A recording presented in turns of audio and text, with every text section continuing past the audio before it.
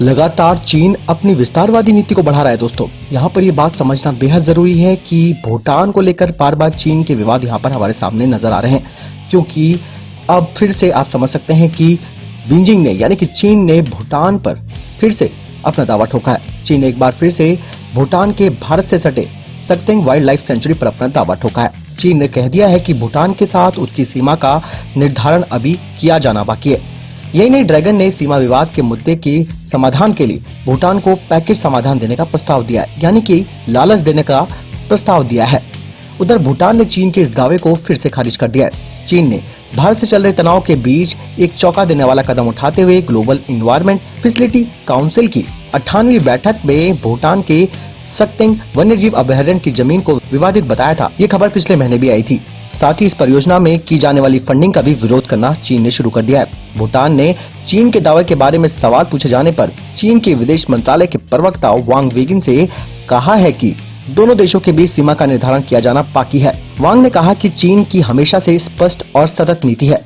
चीन और भूटान के बीच सीमा निर्धारित नहीं किया गया है और मध्य पूर्व तथा पश्चिमी सेक्शन का विवाद है। इसीलिए चीन इस विवाद के समाधान के लिए पैकेज समाधान का प्रस्ताव कर रहा है। चीन इन विवादों को कई मंचों पर मुद्दा बनाए जाने का विरोध भी कर रहा है। आपको बता दें कि भारत में भूटान के दूतावास ने सक्तेंग के मुद्दे पर चीन के दूतावास को भी एक आपत्ति पत्र भेज दिया है।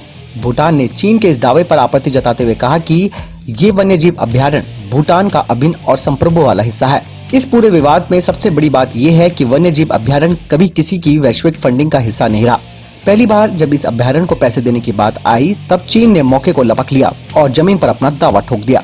चीन के विरोध के बाद भी काउंसिल ने प्रोजेक्ट को अपनी मंजूरी दे दी है। चीन और भूटान के बीच कोई राजनीतिक संबंध नहीं है और दोनों देशों के अधिकारिक समय समय पर एक दूसरे के यहाँ आते जाते रहते हैं। सीमा विवाद को सुलझाने के लिए दोनों पक्ष अब तक 24 दौर की बातचीत कर चुके हैं, हालांकि अभी इसका समाधान नहीं हो सका है।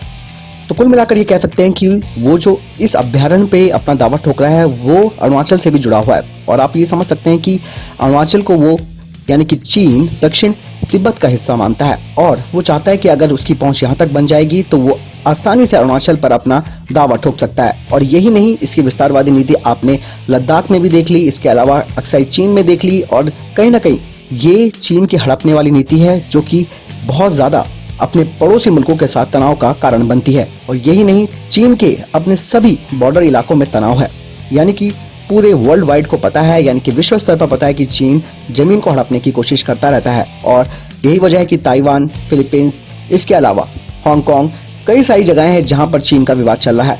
बहरहाल ये नया मुद्दा उठाकर चीन ने एक बार फिर से अपने आप को प्रूव कर दिया है कि उसकी विस्तारवादी नीति किसी से छिपी नहीं है। आपका क्या कहना है इस बारे में? आप जरूर मुझे कमेंट सेक्शन में लिखकर बताएं।